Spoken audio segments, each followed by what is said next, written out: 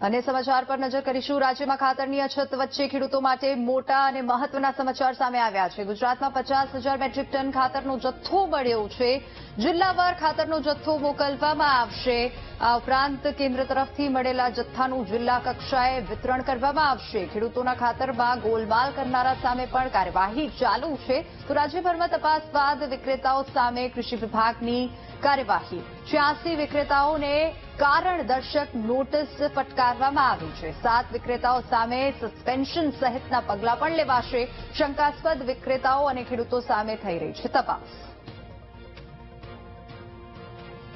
તો રાજ્યમાં ખાતરની અછત વચ્ચે ખેડૂતો માટે આ મહત્વના અને મોટા સમાચાર સામે આવી રહ્યા છે। ગુજરાતમાં 50,000 મેટ્રિક ટન ખાતરનો જથ્થો મળી આવ્યો છે। કેન્દ્ર તરફથી મળેલા ખાતરનું જિલ્લામાં વિતરણ કરવામાં આવશે। તો જિલ્લાવાર ખાતરનો જથ્થો મોકલવામાં આવશે। કેન્દ્ર તરફથી મળેલા જથ્થાનું જિલ્લા કક્ષાએ વિતરણ કરાશે।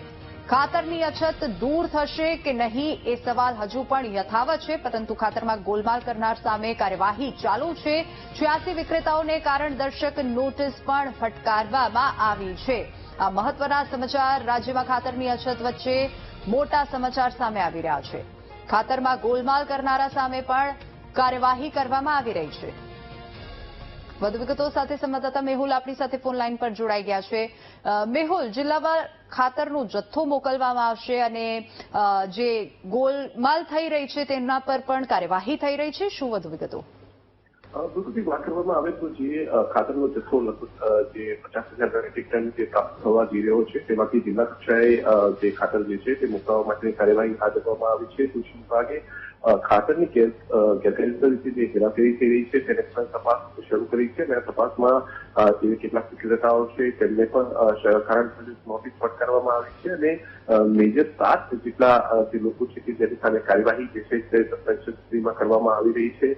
ખાસ જે જથ્થો પ્રાપ્ત થયો છે તે જિલ્લા કક્ષાએ રવાના કરવામાં આવી રહ્યો છે અને જે અત્યાર સુધીની જે પરિસ્થિતિ હતી ખાતરની અછત હતી તેની અંદર 50,000 મેટ્રિક ટન જેટલો રાસાયણિક ખાતરનો જથ્થો છે તે ઉપલબ્ધ કરાવવા માટેની કાર્યવાહી હાથ ધરવામાં આવી છે। આ સિવાય જે દૂધ વેચાણ જે થઈ રહ્યું છે તે વિસ્તારની અંદર ખાસ અત્યાર સુધી જે પણ વધુ જથ્થો પ્રાપ્ત થયો છે તેના કિસ્સામાં પણ જે કેટલીક વિગતો પ્રાપ્ત કરવામાં આવી રહી છે અને તેની સામે પણ તપાસની કાર્યવાહી થઈ રહી છે।